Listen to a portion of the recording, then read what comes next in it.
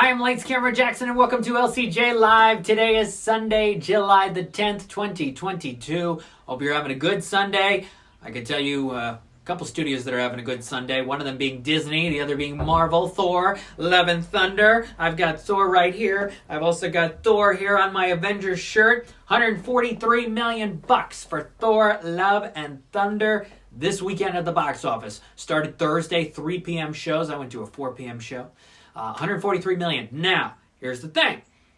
Thor Love and Thunder is 143. Very close to what Jurassic World Dominion opened to just last month. The estimate on that was 143.4. The actual result ended up being 145.1. So this will be the question tomorrow. Disney will try to see, can we swing up Thor Love and Thunder's box office result to be above the 145.1 million of Jurassic World Dominion, so it can be the second biggest open of the year so far. Right now it's third, right behind Jurassic World, and number one, of course, for the year so far, Doctor Strange in the Multiverse of Madness with 185 million, right around that for its opening weekend. Couple things to point out here. Number one, Top Gun Maverick opened to 124-ish, but it ended up has made a lot more. It's made significantly more. Top Gun Maverick is just a couple $1 million shy of $600 million domestically. We'll get into more of that here in a second.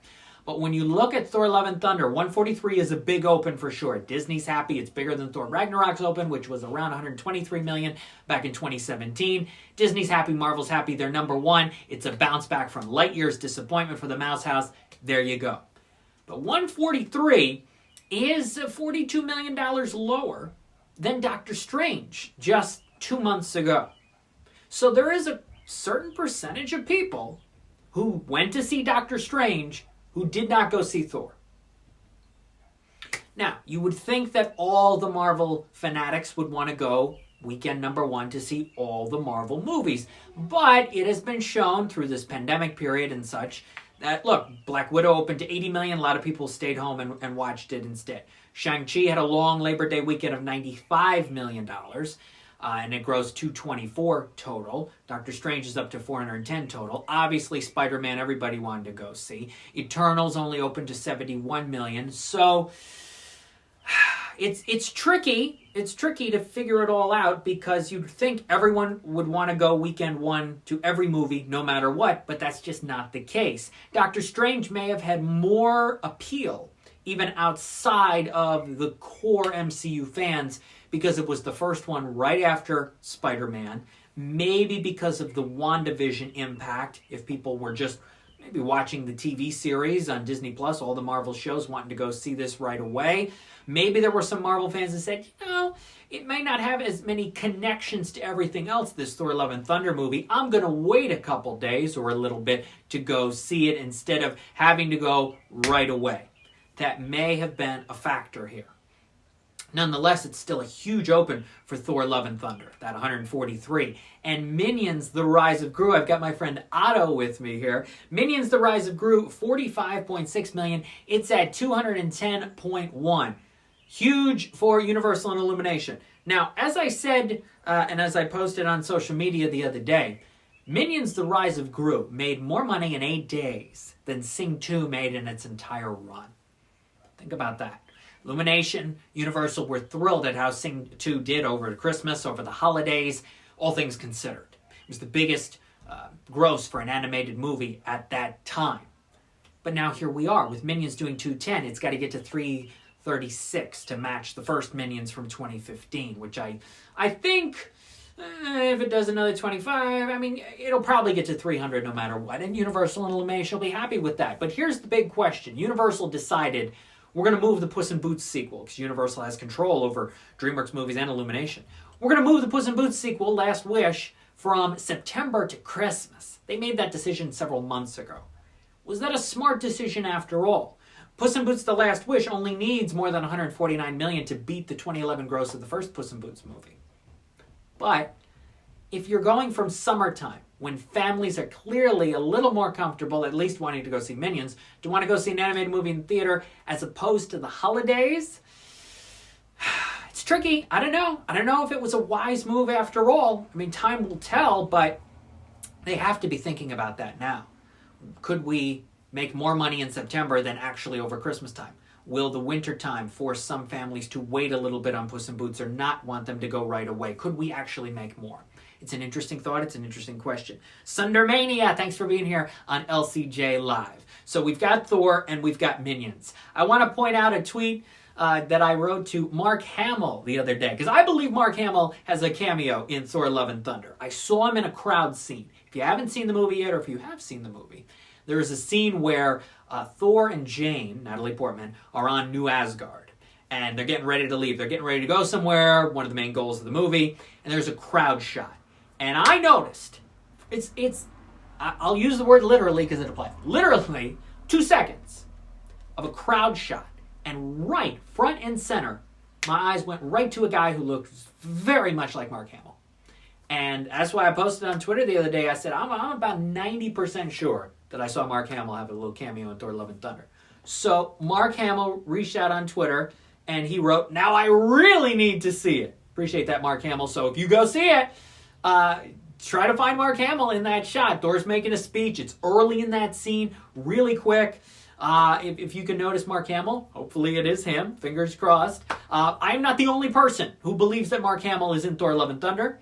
At Garamilia Sairam wrote on Friday, Mark Hamill, are you in Thor Love and Thunder? Wearing Luke's robes. Did kind of look like that.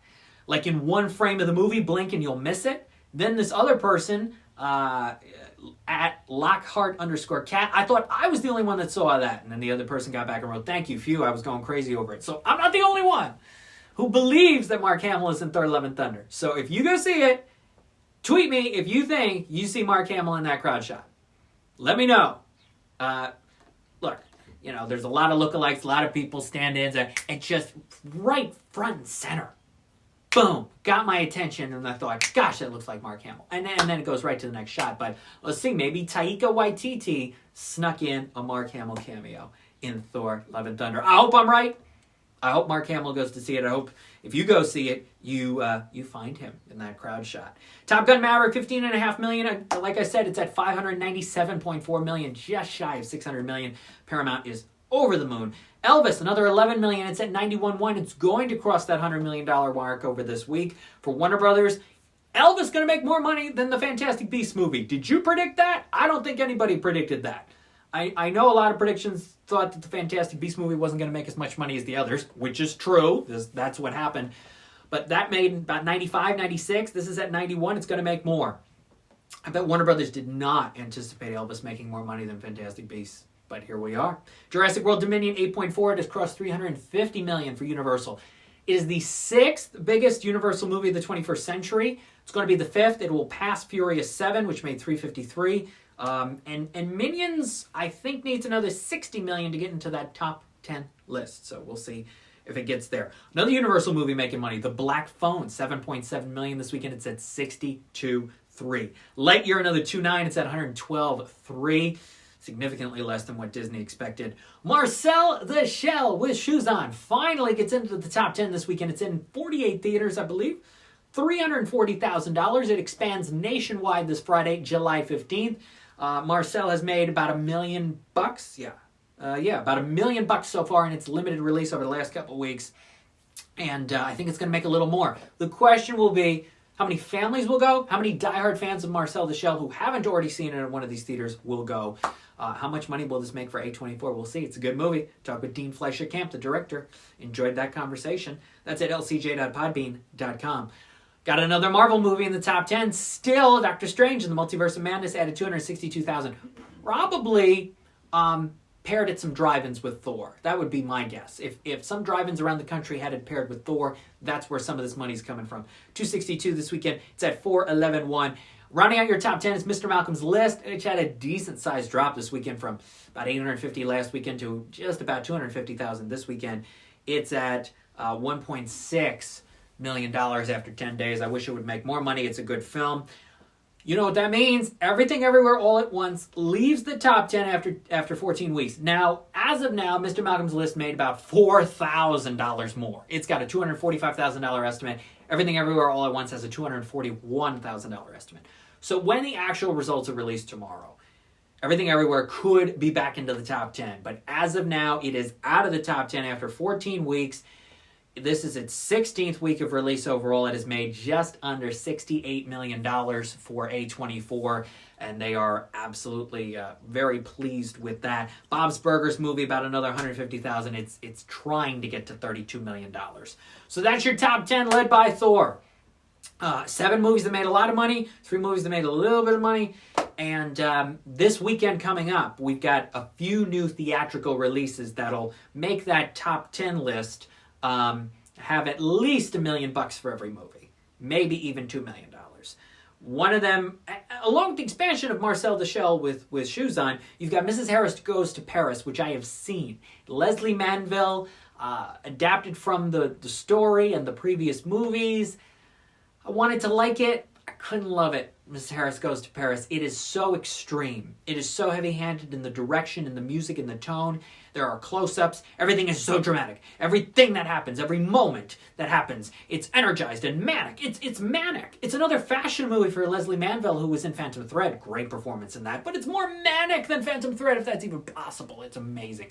But I didn't love the movie. I wanted to like it. Couldn't get there. Another film that is in the theaters is Paws of Fury, the new animated film from Paramount. This will be interesting. If Minions drops to about $22.5 to $25 million next weekend, what will Paws of Fury do?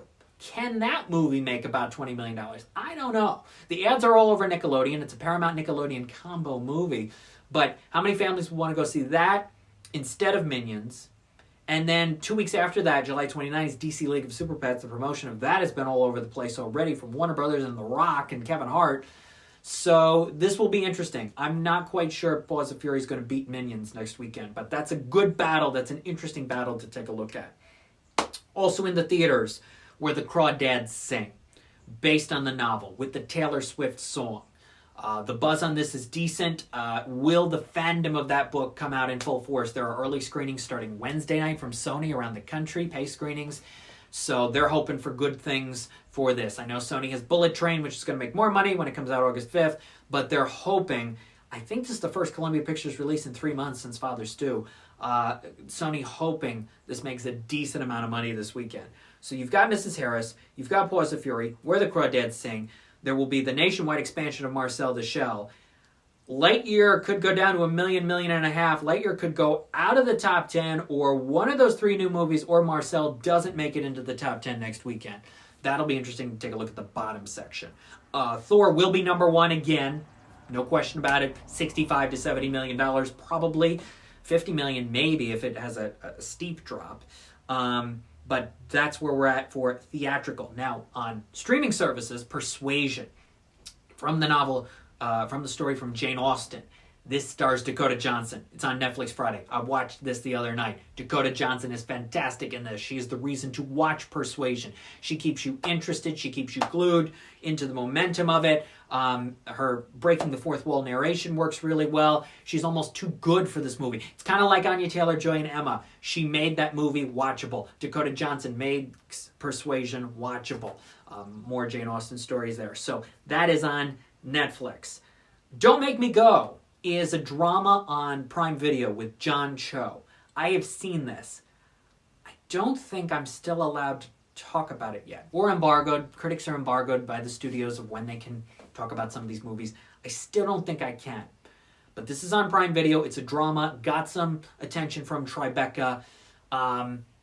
Are you going to find yourself emotionally attached to it? Are you going to find it believable? How far are you going to want to go with Don't Make Me Go? Those are the big questions you will have to decide. I'll have more thoughts on it this week. Also in the theaters, by the way, for nationwide screenings Wednesday and Thursday and a limited run starting Friday, The Deer King, new film from G-Kids, Japanese animated film with a lot of power to it because it is about a virus and trying to find survivors and trying to find a cure, along with this older man, young girl relationship. He finds this girl, kind of takes her in as his daughter in a sense. He's lost some family of his own, trying to deal with all of that and more. Deer are in it, symbols, actual deer. It's a strong film. It's a strong point of view. I talked with Masashi Ando, the director of the movie. You can look for that Q&A at Animation Scoop thedeerking.com, all about the thought and the meaning. And he's got a lot of thoughts and meanings behind The Deer King. So that's in theaters Wednesday, Thursday through Fathom Events. Check it out. It's an R-rated animated movie. It is for adults. It is violent. It is not for kids. So there you go. That's what's going on in the world of entertainment. If you see Thor Love and Thunder, hope you find that Mark Hamill cameo. I posted my thoughts on the Generation Gap new game show with Kelly Ripa on my social media. You can get my thoughts on that there. And more, as always, Kung Fu Panda, The Dragon Knight, new Netflix animated series from DreamWorks, premieres this Thursday, July 14th on Netflix. I talked with the executive producers, Peter Hastings, Shant Nigagosian. You can get that podcast episode, it'll either be later tonight or tomorrow at lcj.podbean.com, animationscoop.com, Q&A coming at you tomorrow for that. And more podcast episodes and more exciting things, including my Back to You podcast episode with James Burrows. That's on the way. That's coming in September, but there are more LCJ Q&As and animationscoop.com Q&As on the way. So look for those. My thoughts on these movies this week. Go to my social media, website, everywhere you can get LCJ. And thank you for watching today's episode of LCJ Live. I'll see you next Sunday at 12 p.m. Eastern Time. Take care, everybody. Bye-bye.